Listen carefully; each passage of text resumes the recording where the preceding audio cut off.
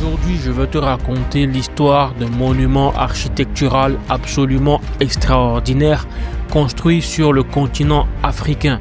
Un lieu de foi, de grandeur et de symbolisme. Mais avant de commencer, laisse-moi te poser une question. Comment un pays d'Afrique a-t-il réussi à construire la plus grande basilique du monde? Alors que ce type de projet est généralement associé aux grandes capitales européennes, et que peut nous apprendre un tel projet quand on étudie le génie civil, la gestion de chantier ou même l'histoire des infrastructures contemporaines sur le continent africain? Reste avec moi jusqu'à la fin car ce que tu vas découvrir dépasse largement une simple basilique. Imagine une structure si grande qu'elle rivalise avec les plus célèbres édifices religieux d'Europe. Imagine une coupole si massive qu'elle domine l'horizon de sa ville. Un édifice si impressionnant qu'il a été inscrit dans le livre Guinness des records comme la plus grande église du monde, dépassant même la célèbre basilique Saint-Pierre de Rome. Cette merveille architecturale s'appelle la basilique Notre-Dame de la Paix, située à Yamoussoukro, la capitale politique et administrative de la Côte d'Ivoire. La basilique Notre-Dame de la Paix a été construite sur la vision et l'initiative d'un homme, Félix Houphouët-Boigny, le premier président de la Côte d'Ivoire qui avait grandi dans cette ville.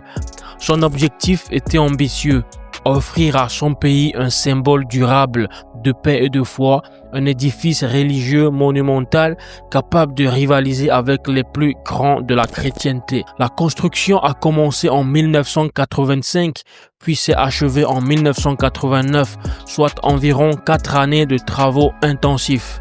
La basilique a ensuite été consacrée officiellement par le pape Jean-Paul II le 10 septembre 1990 en présence de nombreux dignitaires et fidèles venus de tous les horizons. Sur le plan architectural, cette basilique est tout simplement titanesque. Elle s'étend sur plus de 30 000 m², ce qui en fait, selon le Guinness Record Words, le plus grand bâtiment religieux chrétien au monde en superficie totale. Sa coupole principale culmine à environ 158 mètres de hauteur, ce qui lui donne une silhouette imposante qui surpasse même celle de Saint-Pierre à Rome, si l'on compare certaines dimensions. À l'intérieur, la basilique peut accueillir environ 18 000 personnes, dont près de 7 000 assises, ce qui est impressionnant pour un édifice de ce type. Autour de l'église, l'esplanade est encore plus vaste, pouvant rassembler jusqu'à 300 000 personnes pour des célébrations en plein air. L'inspiration architecturale de l'édifice vient clairement de la basilique Saint-Pierre de Rome avec ses colonnades majestueuses, son dôme monumental et sa forme en croix latine,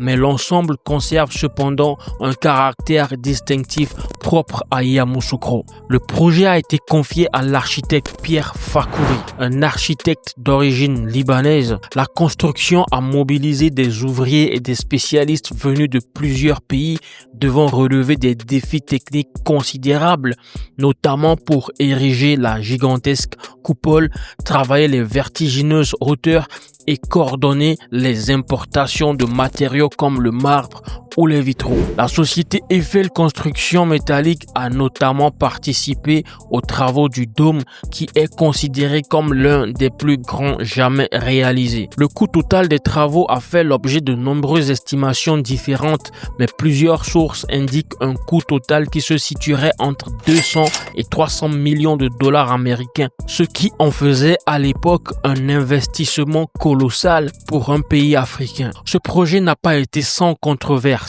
Dans un contexte où la Côte d'Ivoire avait encore des besoins importants en infrastructures de base, comme des écoles, des routes ou des hôpitaux, certains observateurs ont estimé que cette basilique représentait un investissement disproportionné. Pour le président Félix Houphouët-Boigny, cependant, il s'agissait d'un symbole de paix, de stabilité et de grandeur nationale.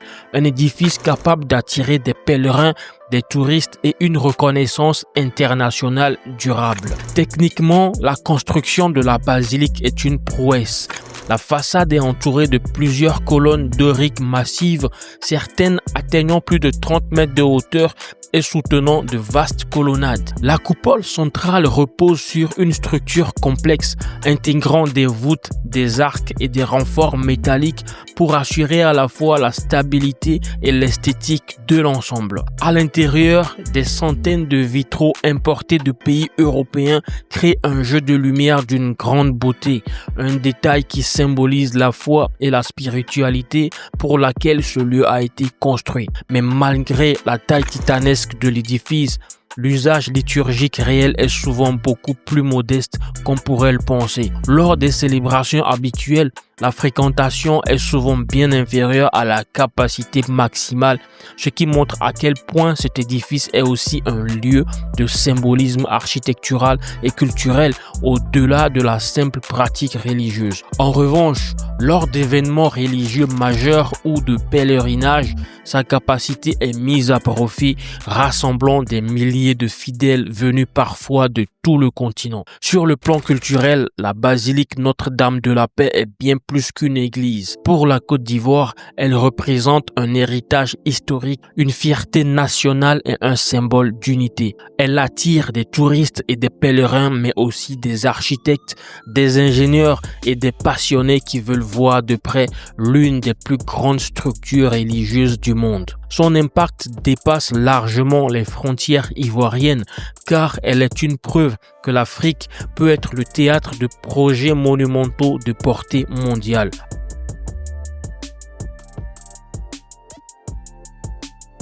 Il montre que l'ingénierie peut servir non seulement la fonctionnalité, mais aussi l'ambition, la culture et la spiritualité. Il nous rappelle qu'un projet de génie civil n'est pas seulement une affaire de calcul de béton, mais aussi une construction qui peut porter un message, un symbole, une identité nationale. Et pour toi, étudiant en génie civil, c'est un exemple de comment une grande structure peut être pensée, conçue, coordonnée et réalisée à une échelle presque incroyable, même dans des contextes où les ressources sont limitées. La basilique Notre-Dame de la Paix de Yamoussoukro n'est donc pas simplement une basilique. C'est un monument de paix, un exploit architectural, une œuvre de foi et une leçon d'audace, un modèle pour tous ceux qui aspirent à concevoir des projets qui changent le regard du monde sur une nation. Si cette vidéo t'a apporté de la valeur, abonne-toi à la chaîne pour ne rien manquer et surtout rejoins ma communauté privée où j'aide les étudiants en génie civil à comprendre des projets réels, à maîtriser les concepts et à se préparer à construire leur avenir. Le lien se trouve juste dans la description. C'était Malik Wadja, ingénieur en génie civil. À très bientôt et on se retrouve de l'autre côté.